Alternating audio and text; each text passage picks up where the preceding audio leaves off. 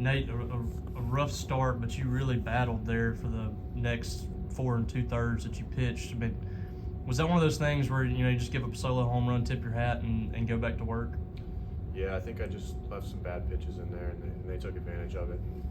And really, the emphasis from there on was to keep them on their toes, keep them from taking those big swings, and it really worked after the first inning.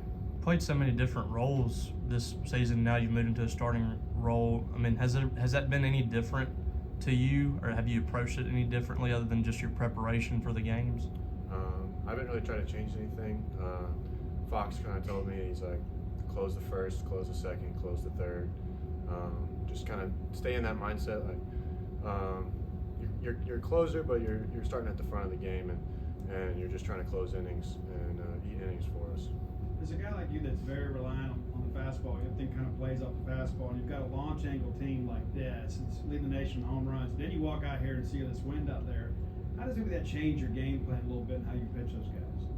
I think no matter what, the game plan's always the same. We're going to try to pitch to our strengths, and you never want to give them pitches like that they can hit out, and they took full advantage of that. I think the mindset was always the same. Just go out there and attack them. DJ, you had 11 hits, I think, in your first 16 games. You got 10 this week. I mean, I know that was tough for you, probably sitting the last few weeks, but what's it been like to see yourself kind of come out now in your freshman year? I feel normal. Like I said the other day, when I was at my best, I was dominating the fall, spring, not thinking too much, not trying to do too much, just letting my game play and play with that swagger that I always play with. And now I'm feeling it, and I'm gonna try my best to just keep it going. You had a big moment too there. It seemed like you guys played good defense. You got good starting pitching, and you're scratching and clawing. Next thing you know, you're up there in a big spot, and you deliver with a big home run at Duty Noble Field. Maybe kind of take us through that moment. I'm pretty sure that was the guy we faced Thursday or Friday, and we went back over his notes or whatever, and I was just telling myself that they see that I'm on the fastball. I know exactly what's coming, off speed's coming. I'm gonna just sit on one pitch and try to take it the other way, and that's exactly what I did. Did you change up? Slider, low and away. Nate, Coach was really frustrated after the game with what he called the lack of execution from pitchers. I mean, in your mind, like, what are you seeing from the pitchers right now? We're right there. We just got to keep competing and just got to execute a little better.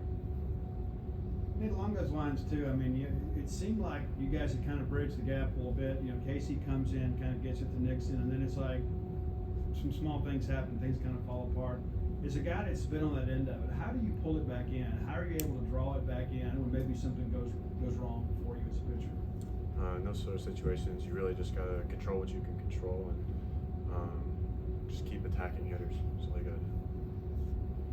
Hopefully, another big week coming up, midweek game, and you're on the road to Alabama. I mean, what does this team need to do to have a winning week next week? And that question to both of you.